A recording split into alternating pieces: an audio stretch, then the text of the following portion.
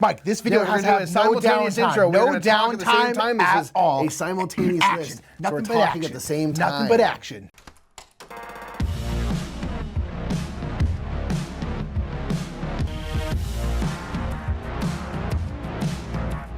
What's up, everybody? I'm Mike. I'm Nick. We are talking about simultaneous games, for the most part, games with very little downtime, games that you are engaged with the entire time you are playing. Yeah, exactly. So this is, again, a lot of these are simultaneous, but not necessarily all of them. But this is a game where you're not really sitting around. It's kind of, I would say, one of the worst parts about games in general is when you're waiting for like 20 minutes. Massive downtime. Yeah, when you're waiting for your turn to come around. It can be really tough. So games with little or even no downtime are always great. So let's go to get our top 10.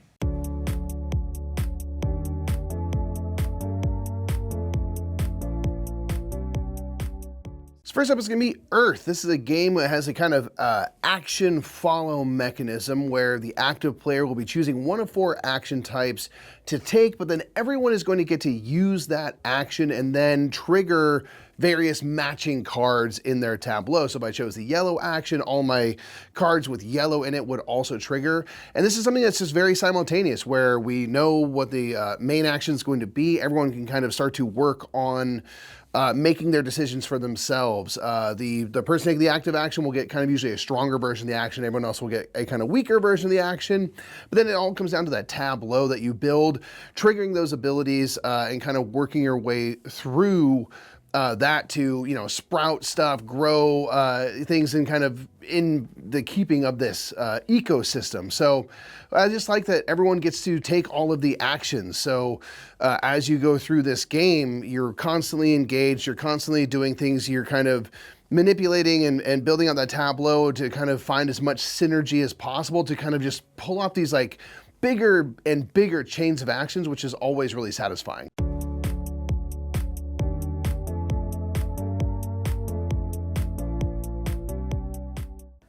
Okay, our number 9 is, bear with me, it's number 9. The game number 9. Did we put it here on purpose? Yeah, we had to, the synergy. But it also is a really, really good game with absolutely no downtime, because this is one of those games where one card is flipped over and then everyone has to place the same piece. There's a lot of these kinds of games, and they're a lot of times very, very interesting. But this is a game where everyone has a set of 2 of each number from 0 all the way up to number 9. It's a polyomino stacking game, so these are stackable tiles, and they're all kind of, the 0 is pretty normally shaped, but a lot of them, like the 7 and stuff, are kind of weirdly shaped. And so if we'll flip over a card and say it's a 3, now everyone has to play their 3. So you place it on the table. Flip it over, it's a 5. Now you have to place the 5. As you start placing more and more things, you want to start placing them on top of the other tiles, because the higher up they are, the more points they're going to be worth. If it is on the table level, just straight up on the table, everything there is worth 0 points. So you don't want to put your number 9 there, because then it's 0 points. If you put it on the next level, kind of like the first level, they're all worth their value. So a number 9 is 9, a 5 is 5. If you put it on the next level, it's times 2 their value, then times 3, then times 4, and so on and so forth. So you are trying to stack these in the way. You want a really nice base, and you want to start stacking stuff on top of it. The thing is when you're stacking numbers on top of another one, they can't ever be hanging over empty space. And so, you know, the 0 has a empty space in the middle because it's a circle, it's a 0, right? And so you can't have something cross over that circle, over the empty space. That's illegal. So you have to arrange stuff. And then also when you're placing numbers on top of other ones, you have to be spanning at least across 2 separate numbers. So you have to stack in this way. You want a really good base with hopefully not a lot of holes, and then you want to start stacking strategically on top of that. But it's a game with no downtime because everyone has their own set of numbers. You flip over a card and then everyone just has to place that number. You can actually play this with an infinite amount of people. It's a great game to play like over Zoom and things like that, because as long as everyone has their own copy, you can go ahead and play it. I really, really like number 9. It's a great game with no downtime. It's awesome.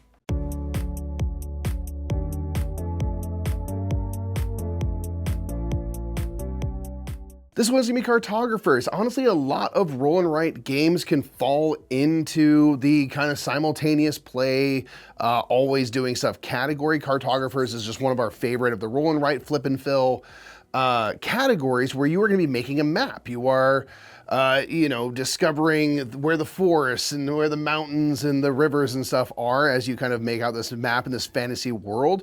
And this is going to be one of those ones where you're going to flip over a card and everyone is going to make use of that card. So it's going to tell you 1 or 2 land types to use and then 1 or 2 shapes that you must draw that land type into your map. Now, where you choose to place that, which of the shapes you choose, which of the land types you choose is going to be up to you. So even though the same cards come out, we are going to end up with probably vastly different maps, and you're trying to build your map in such a way to maximize on the scorings that come up and also timing them out for when they score, because there's gonna be 4 scoring conditions. In the first round, you're gonna score the first and second scoring condition. Then the second round, you're gonna score the second and third scoring condition, third and fourth, and then the last round, the fourth and the first again. So everything's gonna score twice. But if it's something that's only scoring in those first 2 rounds, I need to really kind of get a head start on those, because once that thing is scored twice, it's not gonna come up again. It's not valuable anymore. So trying to figure out how best to kind of work with the timing, the specific scoring conditions and what they require and everything kind of keeps this game an evergreen. You can always come back. It's always going to be a neat, interesting puzzle.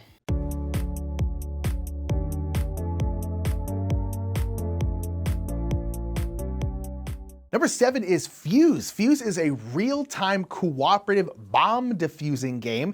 This is a game where everyone will have various kind of like, I don't know, bombs that you have to defuse in front of you, and you're gonna be furiously rolling these dice, and you're trying to put the dice onto these cards in a way to defuse the bomb. Sometimes you need certain numbers together, sometimes you need certain like ascending or descending numbers. You have to stack numbers on top of each other, you have to do all this stuff, and it's all in real time, and you have this app that is counting down the timer. You can really use any timer, but I do like to use the one from the app because it has like all these ambiance noises in it, and it really feels like the clock is ticking down, because as it gets closer and closer and closer to exploding, it starts getting crazier and crazier and crazier, and the music and the sounds are just making it worse for everyone, because everyone starts panicking as you're trying to do stuff. But this is a game that has absolutely no downtime because it's real time, first of all, and second of all, everyone is working together and everyone is doing stuff at the same time. So this is one of those games that's like absolutely insane. I believe the timer is 5 minutes if I remember correctly, so it is a 5-minute game, and you can kind of play it again and again if you want to, but it is very, very stressful because you're just getting these dice and trying to get the ones that you need. When you say, oh, there's the dice I need, then someone else takes that die for something else. You're like, no, I needed that dice for my it's just, it gets very, very crazy and very fun. But there is absolutely no downtime. I would want to play this game every single night. I wouldn't want to necessarily play it 10 times in a row, but the couple times you do play it in an evening or at a convention are super, super fun. Love Fuse.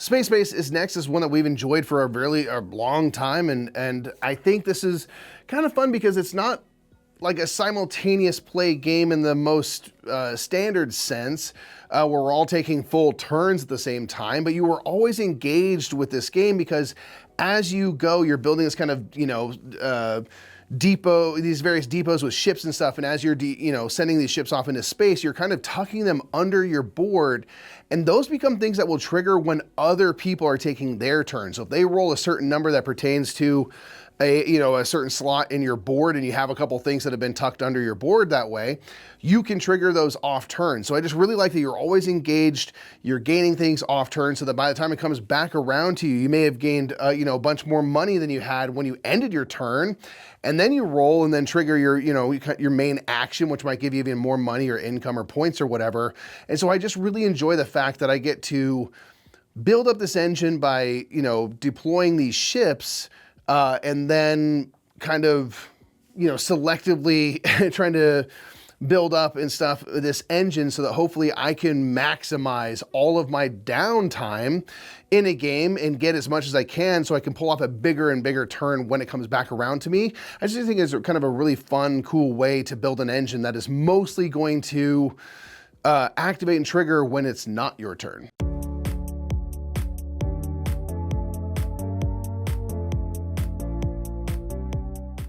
Number 5 is Karuba. This is a great HABA game, and this is, again, one of those games where something will get flipped over and then everyone has to place that thing. In this case, you are kind of like treasure hunters, or I guess like archaeologists, and you are trying to find these 4 various temples. There's like a blue temple, a yellow, brown, and red, maybe? or maybe something like that. But no, it's 4 different colored temples, and there are 4 different explorers, and the blue explorer is trying to get to the blue temple, the brown explorer is trying to get to the brown temple. And everyone has these square tiles, kind of Carcassonne style, where they're gonna have paths on them.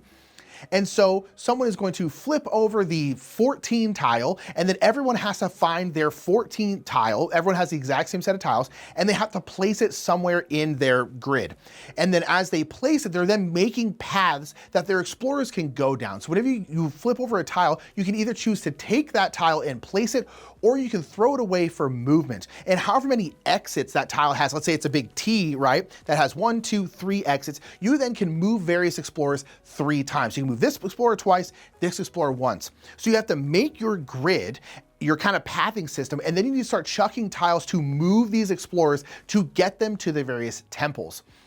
And on top of that, each of these temples will score points, but it's a race because the first person who gets the blue temple will get like 10 points. The second player who gets there gets like 5 points. So you're trying to get to these ones as quick as possible. It's really, really fun. It's one of those games where like you kind of assume everyone would build their stuff in the same way because everyone's temples, everyone's explorers, they're all in the same place. Everyone's placing the same tile at the same time, but they don't. Everyone builds their thing completely differently, and it's just super, super cool.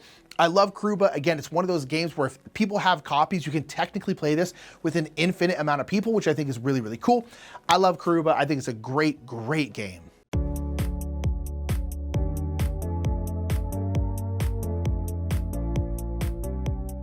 So number 4 is gonna be Roll for the Galaxy. The Race for the Galaxy games in general, do a lot of simultaneous play, or they make very little downtime.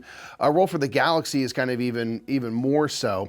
This is gonna be a game where it's sort of a race to points. It's a race to kind of getting to an end game condition and trying to have as many points as possible. And you're gonna do this by rolling, hopefully, a bunch of dice into, out of your cup and stuff, which is really just fun and satisfying to do. So what kind of makes this game interesting and kind of really keeps it moving is everyone's going to roll their dice, and then you are going to, behind your screen, kind of allocate your dice based on what you get rolled into these possible phases, and you're going to choose one of the phases to activate. Now, multiple players might choose the same phase or different phases, and then once it's all revealed, only the phases that get selected by at least one player will carry out. So if I have dice for the shipping of goods, and I didn't select it for a phase to activate, no one else did, it doesn't matter, the dice are there, they're just gonna kind of sit there. And then you can go phase by phase, and you can all take your turns and kind of, for the most part, if you're trying to develop a technology or settle a planet, you can allocate your dice and stuff on your own player board. You can do that all at the same time. So I just like that it's just kind of like announcing a phase. Okay, everyone do their develop action. Everyone do their settle action. Produce your goods, sell your goods and do your consume actions. And you're only ever really looking down at your board and what you've built to find all those things that are going to trigger and stuff to gain as many points as possible. So it's just really fun. You're just chucking dice around, figuring out what to do with them, and you can kind of all do that at the exact same time.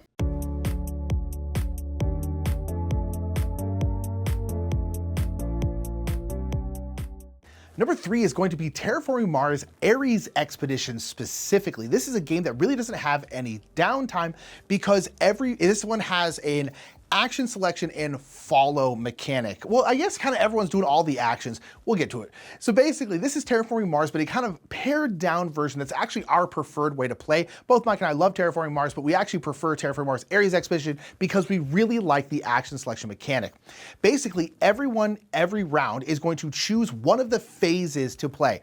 So they can play the one that does production, so then everyone will produce. You can choose the play cards, then everyone can play cards. Choose one where you draw cards, that kind of stuff. And everyone gets to choose a phase, and you don't know what everyone else is choosing, so you might end up choosing the same phase as someone else.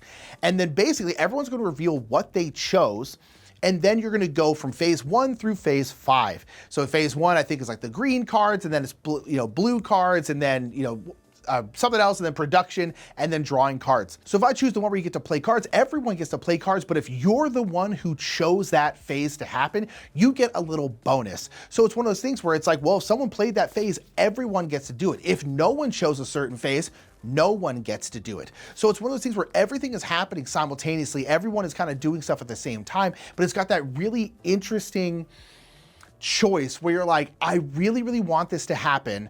but I really need this to happen. So I'm gonna choose this one because I think Mike is gonna choose phase 3. And if he chooses phase 3, then that's fine. I won't get the extra bonus for being the one who chose it, but I just want it to happen. But I really need this one to happen. I really need the bonus for me to happen on this one. So I'm gonna go ahead and do that one. And I really, really like that. I like that kind of decision space where you're like, I think I'm not going to do this because I think it's going to happen regardless. So I don't need to be the one who chooses that. It's super, super nice, but then everyone gets all their stuff at the same time. You're playing cards at the same time. You're not really able to affect each other a ton. It's really, really fun. I really like Ares Expedition. Again, love Terraforming Mars, but Ares Expedition is the one for me. And one of the reasons because I love that choosing the phases. I love those follow mechanics. I just think they're really, really cool.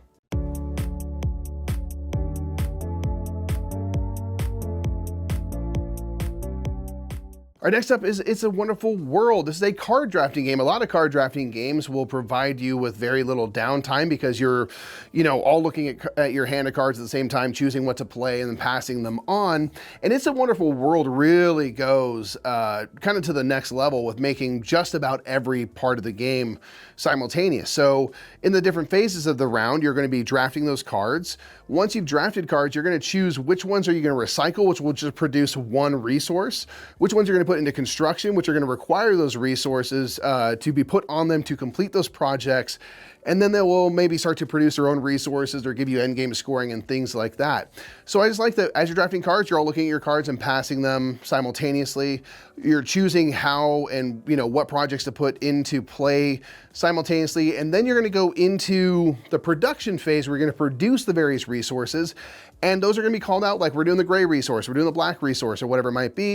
And then everyone will go back and look at their own engine that they're building in their empire and allocate resources, complete cards and stuff like that. And the only kind of thing you need to really pay attention to each other for is, these certain, they're called like supremacy tokens. Like if I have the most gray resources, I'm going to get a little bonus for that. So you need to like quickly make sure, the right person is getting that token. And otherwise you're just into it, building your own thing, really trying to put all of your brain power into figuring out how to kind of most efficiently build up your semi-futuristic society.